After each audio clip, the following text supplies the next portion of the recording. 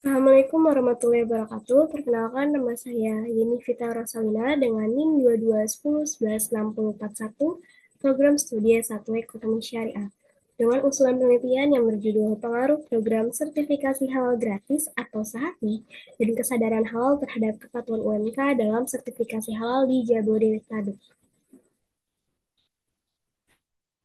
Yang pertama, bab 1 pendahuluan. Selanjutnya ada latar belakang. Kepatuhan UMK dalam sertifikasi halal masih tergolong rendah karena banyak pelaku usaha enggan mengurus sertifikasi halal karena memberatkan dari segi biaya. Sebagai solusi atas permasalahan yang dihadapi UMK, pemerintah melalui BPJPH atau Badan Penyelenggara Jaminan Produk Halal meluncurkan program sertifikasi halal gratis untuk memberikan kesempatan bagi UMK memperoleh sertifikasi halal tanpa harus terbebani biaya. Jika dilihat dari data tersebut, terjadinya peningkatan kuota sertifikasi halal gratis dari tahun 2022 sampai tahun 2024, mencerminkan adanya upaya yang kuat dari pemerintah untuk UMK mendapatkan sertifikasi tanpa biaya, sehingga tidak ada alasan bagi mereka untuk tidak mengurus legalitas halal produknya. Dari data tersebut, bisa disimpulkan bahwa program sertifikasi halal gratis ini mempunyai pengaruh terhadap UMK dalam mengajukan sertifikasi halal. Selain itu, kurangnya pemahaman masyarakat mengenai pentingnya sertifikasi halal juga menjadi faktor rendahnya kepatuhan UMK dalam sertifikasi halal, sehingga pemerintah perlu aktif melakukan sosialisasi kepada para pelaku usaha yang diharapkan dapat meningkatkan jumlah produk bersertifikat halal di Indonesia. Dilihat dari datanya, terjadi peningkatan signifikan dalam jumlah UMK di Indonesia yang memperoleh sertifikasi halal dari tahun 2021 hingga tahun 2022. Peningkatan ini mencerminkan adanya upaya yang lebih kuat dari pemerintah dan pelaku usaha untuk memenuhi persyaratan halal. Hal ini menunjukkan bahwa sertifikasi halal semakin dipandang sebagai faktor kunci dalam memenangkan pasar, terutama di kalangan konsumen muslim yang terus tumbuh dan semakin selektif dalam memilih produknya. Selanjutnya di sini ada gap penelitian dan novelty. Pada gap penelitian, penelitian yang dilakukan oleh Fauzia tahun 2023 dijelaskan bahwa program saat ini punya pengaruh terhadap minat UMK dalam mengajukan sertifikasi halal. Dan pada penelitian Wulandari tahun 2025 mengkaji pengaruh label halal, religiusitas, dan sikap produsen terhadap kepatuhan sertifikasi halal. Sedangkan penelitian dilakukan oleh Sari tahun 2024 dikemukakan bahwa kesadaran halal dan pelayanan sertifikasi halal gratis ini berpengaruh terhadap minat UMK untuk mendaftarkan produknya. Dan novelty atau kebaruan dalam penelitian ini pada variabel independen, yaitu program sertifikasi halal gratis. Dan kesadaran halal, di mana belum ditemukan penelitian yang membahas dua variabel independen tersebut secara bersamaan terhadap UMK dalam sertifikasi halal di Jabodetabek. Selanjutnya di sini ada rumusan masalah. Yang pertama, apakah program saat ini berpengaruh secara positif dan signifikan terhadap kepatuhan UMK dalam proses sertifikasi halal di wilayah Jabodetabek? Yang kedua, apakah kesadaran halal pelaku usaha juga berpengaruh secara positif dan signifikan terhadap kepatuhan UMK dalam proses sertifikasi halal di wilayah Jabodetabek? Dan yang ketiga, sejauh mana pengaruh simultan antara program SAHATI dan kesadaran halal terhadap kepatuhan UMK dalam mengikuti sertifikasi halal di wilayah Jabodetabek? Tujuan penelitiannya yang pertama untuk menganalisis pengaruh program SAHATI terhadap kepatuhan UMK dalam peroleh sertifikasi halal di wilayah Jabodetabek. Yang kedua untuk mengetahui pengaruh kesadaran halal pelaku usaha terhadap kepatuhan UMK dalam proses sertifikasi halal di wilayah Jabodetabek.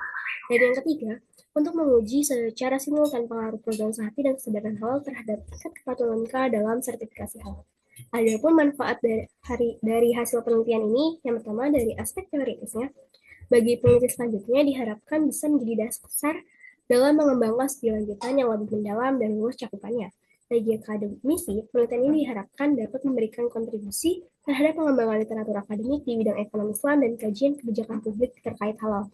Dan pada aspek praktisi, bagi regulator, penelitian ini memberikan data dan informasi berbasis lapangan yang dapat dijadikan masukan strategis BPJPH dan instansi pemerintah terkait dalam mengevaluasi dan perbaiki efektivitas program SAHATI. Dan bagi lembaga, penelitian ini dapat menjadi acuan bagi lembaga penyelia halal dan lembaga pemeriksa halal dalam memahami faktor-faktor yang mempengaruhi partisipasi dan kepatuhan UMK dalam proses sertifikasi halal. Dan bagi masyarakat muslim, penelitian ini secara tidak langsung memberikan manfaat bagi masyarakat muslim sebagai konsumen utama produk halal. Dengan meningkatnya kepatuhan pelaku UMK terhadap sertifikasi halal, konsumen akan semakin terlindungi dari produk yang tidak jelas status kehalalannya. Selanjutnya, bab 2 tinjauan pustaka. Landasan teori. Yang pertama adalah kepatuhan. Menurut Aziz et al. Tahun 2022, kepatuhan merupakan sikap positif yang timbul setelah seseorang memperoleh pengetahuan. Ketika individu mulai menyadari suatu hal, ia akan memahaminya lebih dalam, lalu bersikap serta menentukan tindakannya. Oleh karena itu, kepatuhan dipengaruhi oleh berbagai faktor seperti pelatihan, kebiasaan, pencapaian, serta keterikatan individu terhadap kelompoknya. Selanjutnya UMK, menurut Jaki Yudi dan Fedro tahun 2022, pelaku UMKM adalah usaha produktif yang memenuhi kriteria berdasarkan ketentuan peraturan perundang-undangan, yaitu usaha yang memiliki kekayaan bersih atau hasil penjualan tahunan yang sesuai dengan batasan yang ditetapkan. Selanjutnya, sertifikasi halal menurut Hartini dan Malahayati tahun 2024. Sertifikasi halal ini merupakan aspek krusial dalam proses produksi. Secara umum, sertifikasi ini merupakan upaya pemerintah dalam menjamin perlindungan hak-hak konsumen. Selanjutnya, sertifikasi halal gratis menurut Hasana dan Sajat tahun 2022. Sertifikasi halal gratis merupakan program percepatan dalam penerbitan sertifikasi halal yang ditujukan bagi pelaku usaha mikro dan kecil atau UMK yang telah memenuhi persyaratan tertentu. Dan kesadaran halal, menurut Pratiwi dan Falahi tahun 2023, kesadaran halal adalah pemahaman seorang muslim mengenai konsep dan proses kehalalan guna memperoleh informasi tentang produk yang layak dikonsumsi. Selanjutnya, ada hasil penelitian terdahulu, ada jurnal nasional dan jurnal internasional. Dari jurnal nasional yang pertama ada penelitian dari Wulandari tahun 2025, yang dimana terdapat 100 responden dan menggunakan metode analisis regresi linear berganda. Dan ada pun variabel yang memiliki pengaruh positif dan signifikan, yaitu pada variabel religiositas dan sikap produsen. Dan penelitian Nur et al. Tahun 2021, terdapat 150 responden menggunakan metode regresi linear berganda, dan variabel yang memiliki pengaruh positif signifikan yaitu kesadaran dan gaya hidup. Sedangkan pada jurnal internasional, yang pertama ada penelitian Basarudin, Sat, dan Aminullah tahun 2022, yang dimana terdapat 372 responden dengan metode PLSM, yang dimana variabel yang memiliki pengaruh positif signifikan yaitu terdapat pada variabel pengaruh sosial, sikap, dan kesadaran. Dan pada penelitian Mulyana et al. Tahun 2023, terdapat 400 responden dengan metode PLSM juga, yang dimana variabel yang memiliki pengaruh positif signifikan yaitu terdapat pada variabel pengetahuan, kesadaran, dan persepsi. Selanjutnya di sini ada model penelitian yang dimana sertifikasi halal gratis ini sebagai X1, kesadaran halal sebagai X2, dan kepatuhan MK dalam sertifikasi halal ini sebagai Y-nya. Dan di sini ada hipotesis yang dimana H1 ini diduga variabel sertifikasi halal gratis berpengaruh terhadap kepatuhan MK dalam sertifikasi halal. Dan H2 diduga variabel kesadaran halal berpengaruh terhadap kepatuhan MK dalam sertifikasi halal.